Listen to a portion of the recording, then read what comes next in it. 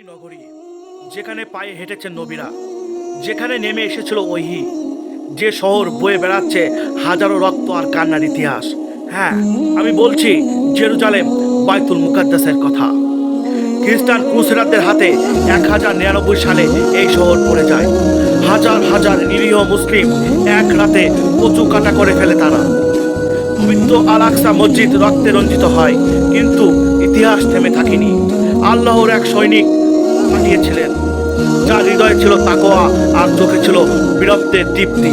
তিনি সালাউদ্দিন আইয়ুবী। সালাউদ্দিন আইয়ুবী ছিলেন বিনয়ী, নম্র আর ন্যায়পরায়ণ। তিনি একটানা 8 বছর সময় নেন, মুসলিমদের পুনরায় ঐক্যবদ্ধ করেন। তিনি কখনো তাড়াহুড়া করেননি। তার চিন্তা ছিল সুদূর প্রসারী, জয় চাই কিন্তু রক্তপাত চায় না। সালাউদ্দিন একে একে পূর্ণ দখল করেন সিরিয়া, মিশর, আলেপ্পো সহ গুরুত্বপূর্ণ অঞ্চল। অবশেষে আসে সেই দিন, 3 জুলাই 1187 সাল, হাড্ডিনের যুদ্ধ। এই যুদ্ধে সালাউদ্দিনের বাহিনী শুধু অস্ত্র দিয়ে নয়, ঈমান দিয়ে লড়ে।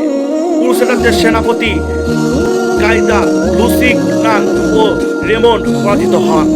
তাদের সেনারা পানির জন্য ছুটে বেড়ায়, আর মুসলমানরা তাও দিয়ে দেয়। তারপর সালাউদ্দিন জেরুজালেমের দিকে অগ্রসর হন, শহর ঘিরে ফেললেন, কিন্তু হুমকি দেন না। বললেন, তোমরা চাইলে শান্তিপূর্ণভাবে চলে যেতে পারো, আমি জেরুজালেমের মাটি রক্তে ভেজাতে চাই না।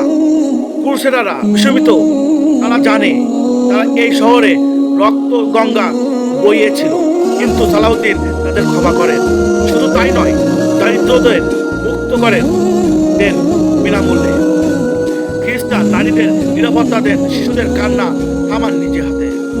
এই শহরে আবারও ধ্বনিত হয় আল্লাহু আকবার, আল্লাহু আকবার ধ্বনিতে। আল আকসা আবার মুসলিমদের কিবলা হয়ে দাঁড়ায়। রাসূল সাল্লাল্লাহু আলাইহি সাল্লামের স্বপ্ন পূরণ হয় সালাউদ্দিনের মাধ্যমে। জয় মানে কি শুধু অস্ত্রের জয় না, জয় তখনই পূর্ণ হয় যখন তলোয়ার হয় ইনসাফের আর শাসক হয় রহমতের। সালাউদ্দিন ছিলেন সেই আদর্শ, যার ইতিহাস আজও মুসলমানদের বুক গর্বে ফুলিয়ে তোলে। আমরা আবার সেই সালাউদ্দিন হব ইনশাআল্লাহ, কিন্তু তার আগে হতে হবে তার মতো তাকওয়াবান।